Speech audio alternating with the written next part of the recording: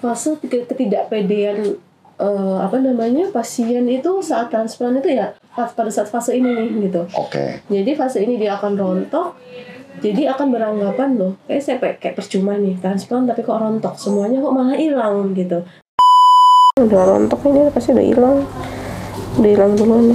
Udah jadi kayak kulit kepala belakang. Makanya dia benar-benar sama sekali habis.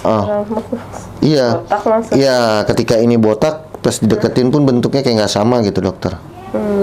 Coba deh ke jidat yang nggak ada rambutnya, pasti beda. Jadi ini kayak kalau yang ada rambutnya tuh kayak basah gitu loh.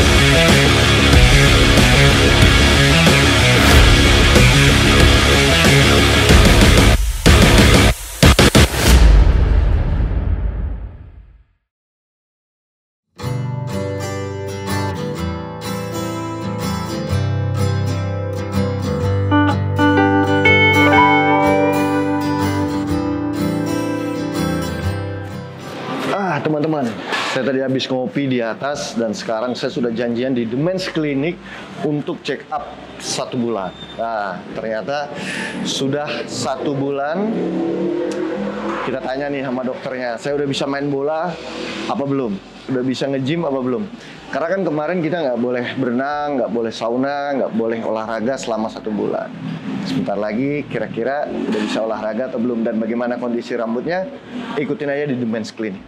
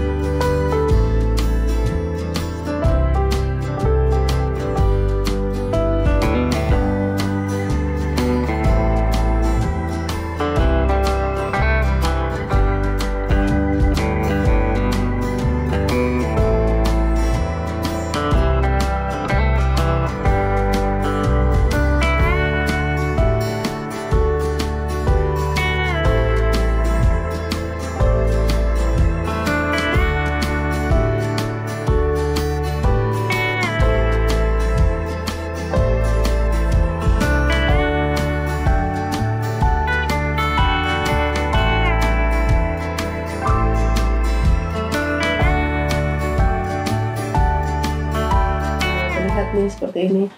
Jadi fase shock loss-nya itu benar-benar kelihatan. Jadi rambutnya itu udah mulai pada rontok-rontok, tapi ini tenang aja, nanti dia akan tumbuh kembali. Jadi nggak usah khawatir. Jadi sebenarnya yang dikhawatirkan pada fase shock loss itu adalah yang dikhawatirkan pada setelah transplant itu adalah fase shock loss-nya ini nih gitu. Kadang-kadang kan kalau udah shock loss terus rontok kayak begini, dan kadang-kadang bisa sampai hilang dulu rambutnya, terus dia baru tumbuhin rambut. Nah, fase ketidakpedean pasien itu saat transplant itu ya pada saat fase ini nih gitu.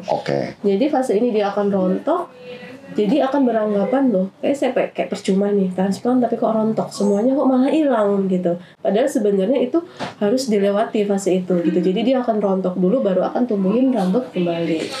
Berarti banyak pasien itu mereka merasa pada fase shock loss ini seperti HT-nya gagal, padahal enggak. Padahal itu memang fase yang harus dilewati. Fase yang harus dia dilewati gitu.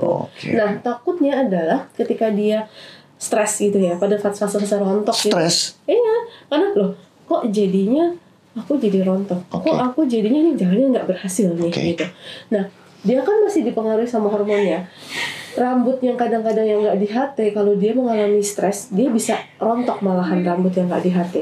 Jadi kan hitungannya percuma dong, kita udah nanam malah rambutnya yang di sini malah ikut rontok karena dia stres gitu. Makanya kalau mending ya gak usah stres, karena memang itu yang harus dilalui gitu. Kalau untuk transplant, namanya transplant kan juga nggak harus instan gitu ya. Jadi dia memang harus melalui fase rontok dulu baru akan timbul rambut. Berarti saya nggak boleh stres nih dokter? Ya jangan. Dalam masalah lain pun nggak boleh stres. Nggak stres. Tapi untuk yang ke depan nggak bakal ngaruh kan? rambut yang lain mungkin ya kalau Rambut yang lain yang tadi saya bilang, kalau seumpama berarti depannya nanti tumbuh rambut, belakangnya kosong iya, gitu. benar. Oh my god. Jadi ya jangan kayak gitu. Jadi kalau ini kok ini ya udah cukup sekali aja aku lihat, aduh kok rontok, ya sudah diabaikan saja. Gak usah dengerin kata-kata orang gitu. Yang penting lakuin aja sesuai sama tahapannya, nanti dia akan tumbuh sesuai sama pertumbuhan rambutnya itu. Gitu. Oke, saya udah boleh lari? Boleh. Ya, saya udah nggak kuat dokter. Yang nggak boleh kalau jadi kenyataan. Sudah 1 bulan saya ingin lari. Boleh, Nih, perut udah buncit soalnya. Boleh lari, boleh. Ini beban sudah? Nggak apa-apa, udah 1 bulan kan? Nggak bakalan loncat akarnya? Nggak. Oke. Yang penting akarnya pasti rontok kok, ya udah nggak mungkin loncat lagi. Oke. Kan? Jadi aman. Aman ya. Yang penting angkatnya yang dari kecil-kecil dulu baru ke yang gede gitu, nggak. kan yang langsung gede. Nggak boleh. Karena kan dalam sebulan nggak angkat beban kan, makanya langsung ini. Tapi kalaupun diporsir nggak ngaruh. Nggak ada.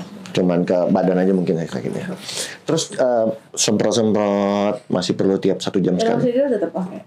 Kalau yang semprot-semprot itu kalau seumpama udah di luar kayak statusnya Oh, boy ada di luar. Tapi kalau seumpama masih di dalam ruangan Nggak perlu ya? nggak perlu, Oke. secukupnya aja gitu. Kalau di luaran dia harus bersih, terus nggak perlu panas-panasan kan. Kalau panas-panasan tetap harus dispray gitu. Penyubur terus sampai 2 bulan ya? Nah, seterusnya 8 minggu ya? sampai itu Oh, boleh. terus terusnya sampai kapan? Masih dulu kan? Ah, Sampai selanjutnya aja. Oke, sampai habis. Sampai kita lihat fase transplant. Dia kan juga penyubur kan gitu, jadi biar Boleh lihat nggak dokter? Aku penasaran. udah rontok ini pasti udah hilang duluan nih. Oh, udah jadi kayak kulit kepala belakang. Makanya dia benar-benar sama sekali habis. Iya. Botak langsung. Iya, ketika ini botak, pas dideketin pun bentuknya kayak nggak sama gitu dokter. Coba deh ke jidat yang nggak ada rambutnya, pasti beda. Gitu kan. Jadi ini kayak apa? Kalau yang ada rambutnya tuh kayak basah gitu loh. Tuh udah tumbuh. Pirang-pirang banyak ya. Iya, emang rambut saya kalau nggak memanjang pendek dia pirang dok. Pucat rambutnya. Tumbuh semua ya? Oke kok. Tumbuh. Udah sama ya kulit kepalanya ya. Depan sama belakang. Shock loss atau kerontokan pada rambut saya akibat trauma pasca HT yang kalian lihat di dalam video konsultasi 1 bulan saya, itu memang wajar terjadi. Jadi buat teman-teman yang melakukan HT, rambut kita saya ingatkan kembali, pasca HT 2 minggu sampai 8 minggu memang akan rontok. Itu adalah proses yang wajar. Nanti setelah 2 bulan akan tumbuh sempurna. Jangan stres, takutnya setelah rambut kalian itu akan tumbuh secara sempurna, rambut yang lain yang akan rontok.